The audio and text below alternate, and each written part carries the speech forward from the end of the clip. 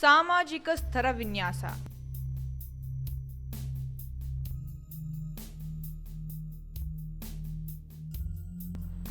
ಸಾಮಾಜಿಕ ಸ್ತರವಿನ್ಯಾಸವೆಂದರೆ ಜನರನ್ನು ಆದಾಯ, ಶಿಕ್ಷಣ, ಜಾತಿ, ಬಣ್ಣ, ಲಿಂಗ, ಉದ್ಯೋಗ, ಬುದ್ಧಿಶಕ್ತಿ ಮೊದಲಾದವುಗಳ ಆಧಾರದ ಮೇಲೆ ಮೇಲು ಕೀಳು ಎಂದು ವಿಂಗಡಿಸುವುದಾಗಿದೆ. ಸ್ತರವಿನ್ಯಾಸವು ಸಮಾಜದಿಂದ ನಿರ್ಮಿಸಲ್ಪಟ್ಟಿದೆ. ಉದಾಹರಣೆಗೆ, ಶ್ರೀಮಂತ ಕುಟುಂಬದಲ್ಲಿ ಜನಿಸಿದ ಮಕ್ಕಳಿಗೆ ಉತ್ತಮವಾದ ಪೌಷ್ಟಿಕ ಆಹಾರ, ಶಾಲೆ, ಉದ್ಯೋಗ ದೊರಕುವ ಅವಕಾಶಗಳು ಹೆಚ್ಚಾಗಿರುತ್ತವೆ. ಆದರೆ ಬಡವರ ಮಕ್ಕಳಿಗೆ ಮೇಲಿನ ಅವಕಾಶಗಳು ಕಡಿಮೆ. ಶ್ರೀಮಂತರು, ಬಡವರು ಎಂದು ಸಮಾಜವು ವರ್ಗೀಕರಣವಾಗಿರುವುದಕ್ಕೆ ಮಕ್ಕಳು ಕಾರಣವಲ್ಲ.